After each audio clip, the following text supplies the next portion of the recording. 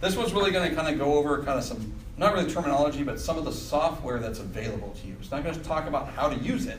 It's going to make you aware that this stuff's available for you to leverage. So, again, I talked a little bit about our GIS structure here at the DOT. We're a federated GIS environment. So again, we have local people that help drive your stuff. We provide kind of the central technology administration. That's our core infrastructure team. That's my group. We have dedicated GIS coordinators too, and we have the LRS team, RAMs, and lots of local experts. So kind of reiterated from the last few slides, that's how we are. If you need some advanced help, let's say you're really getting the hang of using this stuff, but I got some advanced things going on, what do I do? You can always contact your local person, and see if they know. If they don't know, they'll generally come and talk to us, and we'll work with them and your group on these advanced topics. I don't know what these advanced topics are. Who knows what they are? But these things come up. So you can always contact the GIS team again. Last resort, if something's not working, let's say you go to a portal or ArcGIS Online is not working for you. You can always contact the help desk, and then they'll route a ticket back to us. So I would encourage you to go here first, and this as your last resort for something. And we'll make these slides available to everyone here, so the prezzies.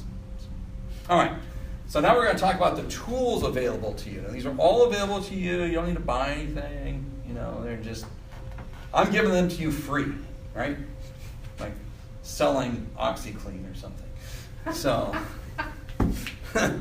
and what I should have done was only had these and then said that and then pressed a button and made these two appear. And if you start using these now, you get GeoEvent Processor and spatial databases at no extra charge.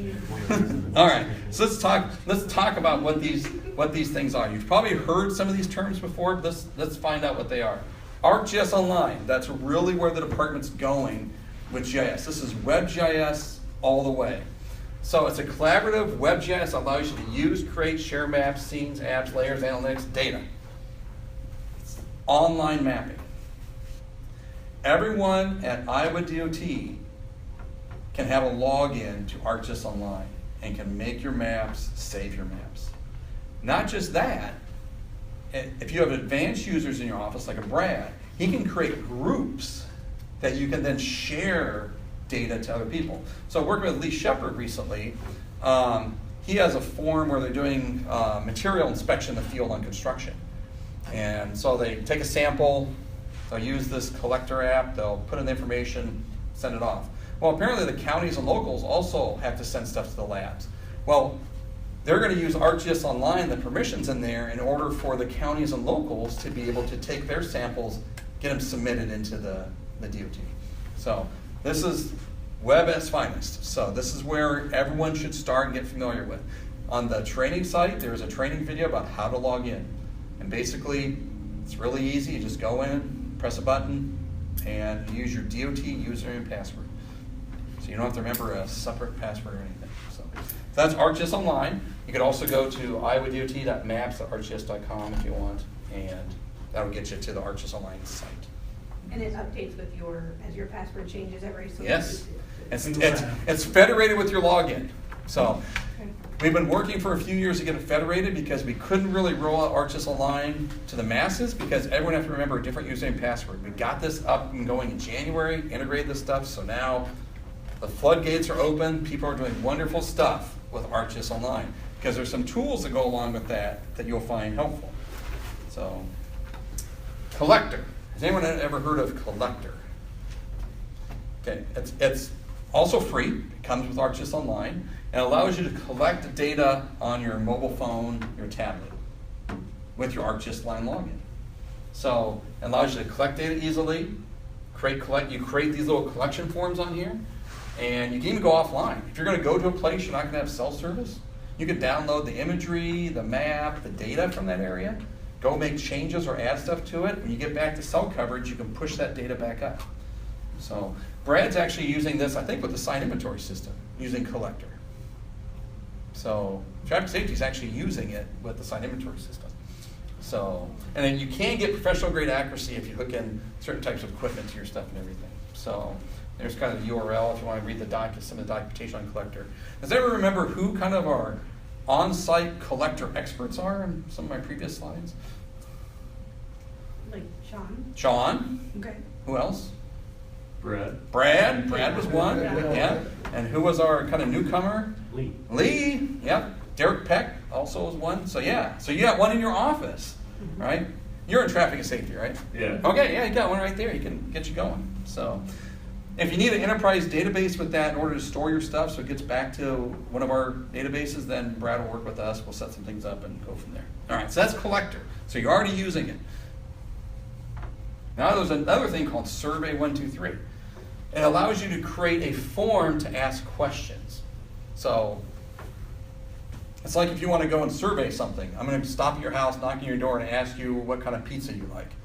You know, what kind of pizza you like, thin crust, thick crust. Then you go down the line, and it stores the point to that location. You took the collection and done. So this is a different way to collect in the field, but it uses it in more of a survey format. So you ask questions of the user collecting things, and then when you say save it, it saves it.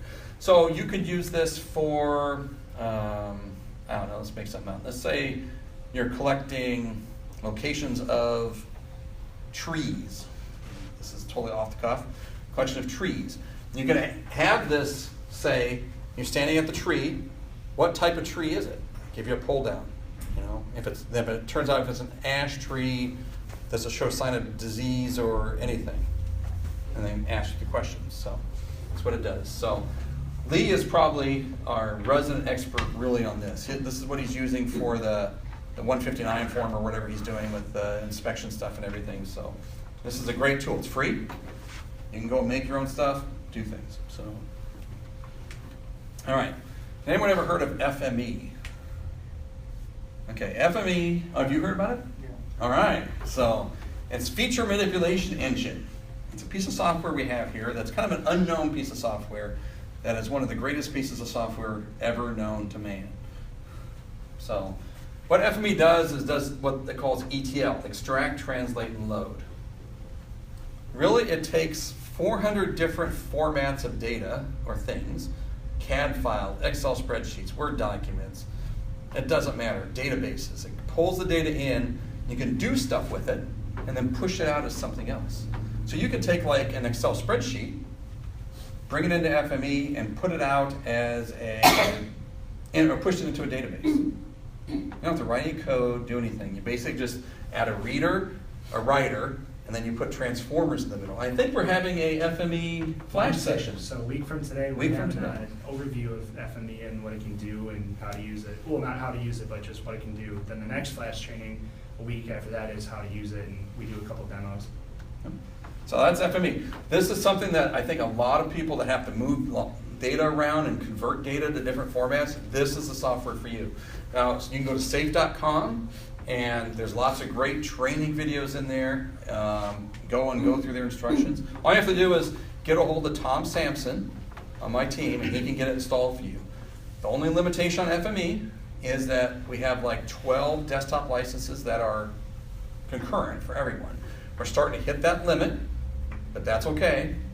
If we're using software, I keep my eye on it, and I'll go find money and we'll buy more licenses of it. As long as people are using it, we can do that. So check that out if you have a lot of stuff to move back and forth. So what have you been using FME for, or have you used it? I haven't used it, but Michael told me that this is the software we are using for extracting and transforming the data. Okay, perfect. So, yep. On that Track-A-Plow site I showed earlier with the plows, FME is actually doing all the work. It's actually pulling the plows out of our Oracle database, and it's putting those plows in the ArcGIS Online for the masses to use into a web, so the web service can work. So does it allow, like, if I load the data from Excel spreadsheets and then I just want to generate a map, for example, in ArcGIS, would that? Yes, as long as you have location data in your spreadsheet. So if you had coordinates in the spreadsheet, yes, you could convert it out to a shapefile, a file geodatabase, and then view it. So yes, you can do all that. So, and we have some new custom transformers here that allow you to work with RAM's system. So if you have a coordinate, you could run it through FME and through our custom tools and get the mile point back and the reference post back. So yeah, so there's some other things we're adding to it. So okay, has anyone heard of GeoCortex? Probably not. Most people don't. Dave has because he's been here before. So has anyone ever used like the Iowa DOT portal? That's GeoCortex. What GeoCortex is, it's a framework for making portals. So it's kind of sits between ArcGIS Online, making your own custom maps, and custom websites. So it adds a lot of robust functionality that ArcGIS Online doesn't have, but we can bring things in easily and make sites. So at the end, remind me, Kellen, if you can. At the end, I'll show you a couple of GeoCortex sites and how to access those. So this is an example of a long URL. So anyway, so that's where that sits. That's GeoCortex. You're generally not going to know about GeoCortex. You just know you're going to be using the technology. And then we have some stuff coming real soon. We're working on this right now, deploying this technology. First one is Insights. This is big data spatial analysis. This allows you to take millions and millions, hundreds of thousands of points, and start doing analysis with that data and dashboarding with it and stuff like that. So it might be useful for some of the things that you're using in traffic and safety, things like that. So we don't have a lot to say about this right now, but this will be deployed. We'll have a limited license base on this. Once we show that this is a viable product that we want to use at the department, then I'll go ahead and work with management team and stuff on getting additional licenses added. Yes? Is this similar to what we have, I call them heat maps, where we pull up and we can have coloration of where we have a large volume of incidents happening Yep. at a quick. And you can do that now inside of ArcGIS Online. Okay. So in ArcGIS Line side, you can do the heat mapping, and Kellen just had a session yesterday where they were showing how that's done with, I can't remember which, similar. This will just integrate better with some of the GIS technology you have in place. Doesn't mean it's better than Tableau or things like that. I'm not advocating any of that. I'm saying that this is a potential tool, not to replace anything, to enhance some of our GIS framework that we have here. We may get this loaded up and say, this is okay, but Tableau or something else may be a better product for doing this stuff, and that's what we go with. So this leverages some other things behind the scenes that we're going to be installing up. One is the spatial temporal data store, which I'm not really going to get into, but allows us to ingest lots of spatial data, business data, and then do things with it in a fast manner. So, all right. And then we have spatial databases here, Oracle, SQL Server. This really stores data for enterprise use. What we're talking about today, when you get in ArcGIS Online, really that's kind of what you're doing is on your own.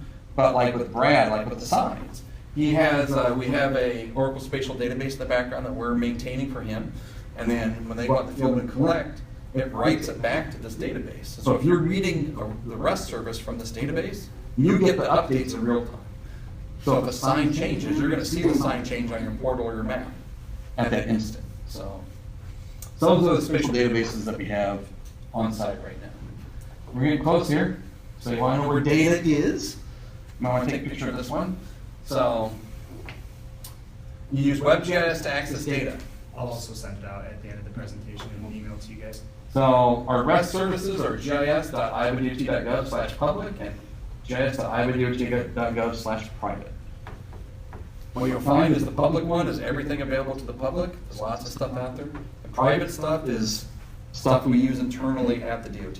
So we put out project scheduling information to the public, but our private project scheduling information contains a couple other fields like estimated, if it hasn't been let yet, it contains like estimated costs and stuff like that that we use internally. So, and there's also services in here that you would never see because like location environment has archaeological sites that only they can see. So when they log into this REST service, they can actually see all this other data.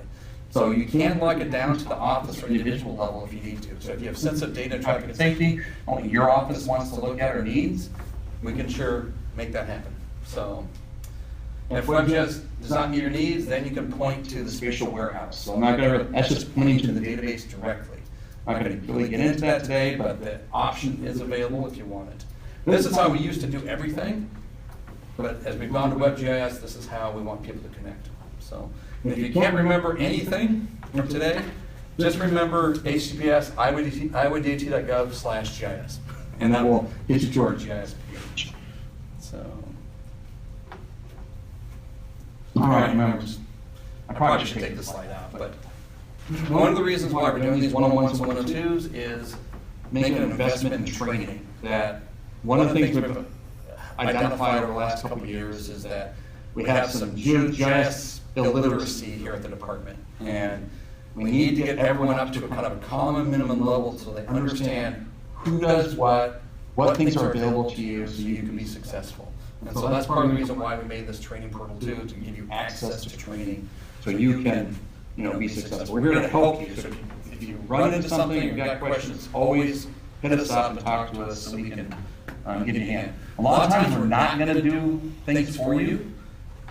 We will if we have time in our schedule, or if it's something that looks more mission critical for the department, we'll work with it. But if you have a local coordinator and stuff, we'll assist them and work it through. So, again, ask questions to people. Feel free to shadow someone.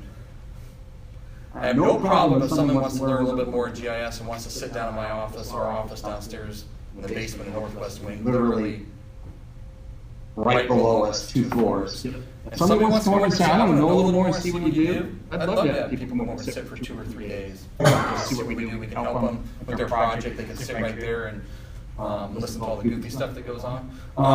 So you come and work in our office for a few days. Jump in, try things out. So if you're trying something, try it. And if you're getting stuck or not sure if you're going the right direction, give me a call or my team a call, and we'll kind of give you some advice on what works and doesn't work. So we get you going. So everyone learns differently. Some people like to figure it out. Some people like to hit a roadblock. Don't give up. Come and see us. So, all right, that's 102. How was that?